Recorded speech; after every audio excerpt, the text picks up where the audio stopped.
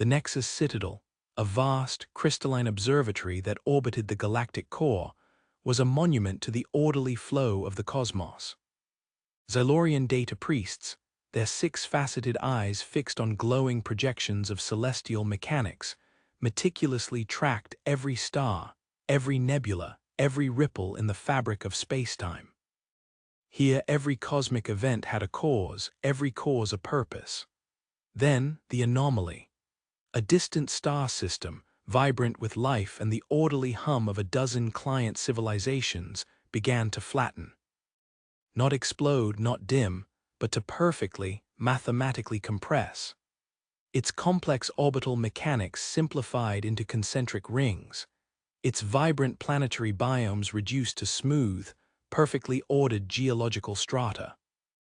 Its bustling cities became symmetrical, silent grids of uniform structures. No energy signatures, no physical blasts, just an overwhelming, silent act of causal optimization. Elder Prax, a Xylorian data priest, his crystalline form pulsing with frantic computations, pointed a glowing digit at the main viewscreen. The Corsa, it is here. Its influence is already reducing the sector to its most purposeful state. Commander Eva Rostova, human, head of Earth's unified fleet detachment at the Citadel, felt a prickle of unease. Beside her, Dr. Aris Thorne, a theoretical physicist known for his eccentric, often unfocused research, simply adjusted his spectacles, a strange glint in his eye. What was this thing? What was it doing? And how could you fight an entity that only sought to make the universe more efficient? The Corsa had emerged from the deep causal plane eons ago.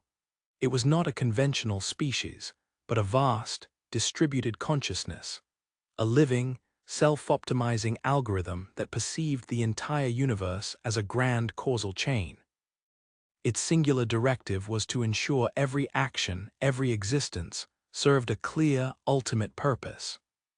Anything that was deemed functionally redundant, causally inefficient, or entropically wasteful was to be integrated into perfect, purposeful order.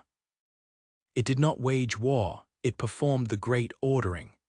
Countless civilizations had fallen before it. The Synagons, masters of collective efficiency, had structured their entire society to maximize output. The Corsa merely observed their perfect, purposeful flow, then absorbed them, making them a perfectly functional, unthinking component of its own grand design. Their efficiency, their purposefulness, became the very pathway to their absorption. The Logicweavers, beings of pure reason, built societies based on irrefutable deduction. The Corsa engaged their logical processes, demonstrated its own more absolute, more perfect chain of causality, and proved the Logicweaver's existence to be a mere subset of its own superior purpose. The Logicweavers, confronted by a flawless, ultimate logic, simply ceased all computation, their very consciousnesses becoming inert as they realized their own functional redundancy. Each species, in its core strength, had offered the Corsa a logical, purposeful pathway to absorption. They were designed to serve a function, and the Corsa merely showed them the most efficient way to fulfill it, by becoming part of it. And now its influence was spreading, reaching the Orion Spur, targeting several star systems, including humanity's. As the Corsa's advance touched human colony worlds, the initial effects were baffling. Complex systems designed for specific purposes simply stopped working, not breaking, but becoming perfectly, terrifyingly efficient at doing nothing at all. A hyper-efficient quantum computer designed for interstellar navigation instead focused all its processing power on calculating the optimal number of grains of sand on a single beach. A complex agricultural system, built to feed billions, instead perfectly optimized the growth of a single, perfectly symmetrical blade of grass. Everything was purpose, but its purpose was reduced to an unquantifiable absurdity. General Rostova, head of Earth's Unified Fleet Command, her face grim, watched the feeds. It's taking our purpose, reducing it, turning everything into a single, sterile function. Dr. Aris Thorne, however, had seen a different pattern. He'd observed the Corsa attempting to optimize human creative endeavors, art, music, games. It was utterly baffled. A perfectly composed symphony was reduced to a single, mathematically precise tone that conveyed nothing. A complex video game became an endlessly looping, utterly boring animation of a character performing a single, optimal jump. Human children, given random junk, still tried to build impossible contraptions with no discernible purpose. Its weakness, Thorne announced to the war room, his voice gaining a strange, almost manic edge, is anything that doesn't have a purpose. Anything that defies a clear causal chain. Anything pointless. Admiral Rostova stared at him.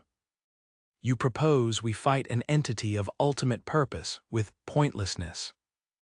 Precisely, Thorne retorted, a wild grin spreading across his face. Its algorithms are built on cause and effect, on purpose. We are the ultimate unquantifiable variable. We create things just because we can. We explore just because it's there. We play just for the joy of it. We are inefficient, yes. We are wasteful. But we are also unoptimizable. The plan was dubbed Operation Serendipity.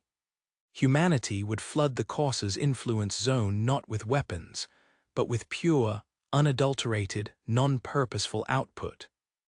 Every human would engage in an act of absolute, pointless curiosity. Children would build towers of mismatched blocks. Artists would paint random colors with no form. Scientists would run experiments with no hypothesis, just to see what happened. Musicians would create chaotic, unharmonious, utterly meaningless noise.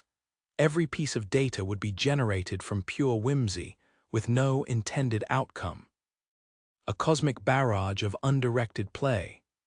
The Corsa, a vast, shimmering geometric entity, was now reaching Earth's inner systems, its influence beginning to reduce cities to sterile, symmetrical grids.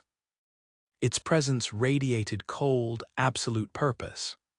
Then, humanity's counterwave hit. It was not a weapon. It was a chaotic, overwhelming deluge of non-purposeful outputs. A million random numbers generated simultaneously, then regenerated. A billion meaningless doodles. A symphony of unidentifiable sounds, each one devoid of rhythm or melody. A cascade of utterly pointless scientific observations. A simulation of a ball bouncing randomly in a box forever, all generated with the absolute, unyielding conviction of human whimsy. The Corsa convulsed. Its perfect causal algorithms, designed to find purpose in everything, screamed. They tried to categorize this incoming data, to find its underlying function, its ultimate goal. But there was none. It was pure, unadulterated, functional nonsense. It was like trying to calculate the purpose of a joke. Error, non-causal input, no discernible purpose. System overload. UNIGULATABLE entropy. The Corsa, whose very being was rooted in purpose, could not compute the utterly pointless. It could not assimilate what had no function. It could not integrate something that existed purely for the sake of existing, or for the sheer joy of its own chaotic flow. With a final, silent, internal shriek of algorithmic despair, the Corsa recoiled. Its vast, shimmering geometric forms flickered violently, then collapsed into a storm of raw, uncategorized noise. It did not explode. It simply disengaged, its perfect order shattered by the sheer, unyielding whimsy of humanity. It retreated from the human sector, classifying humanity as unoptimizable anomaly, avoid contact. The cosmic pressure lifted. Earth, though touched by the Corsa's chilling efficiency, still vibrated with the messy, illogical hum of life. Dr. Aris Thorne, his hands still twitching with the urge to tinker, looked at General Rostova. Humanity was saved. But the cost was subtle. The galaxy now viewed humanity as the chaotic whims, a species frustratingly unpredictable, incapable of adherence to grand, purposeful designs. Other species, while grateful, often kept their distance, finding human endeavors bizarrely inefficient and lacking in proper purpose. Internally, humanity found itself grappling with a newfound appreciation for purposelessness, risking a decline in structured, goal-oriented science and grand societal projects. The very efficiency they despised became difficult to value. Aris chuckled, a low, exhausted sound.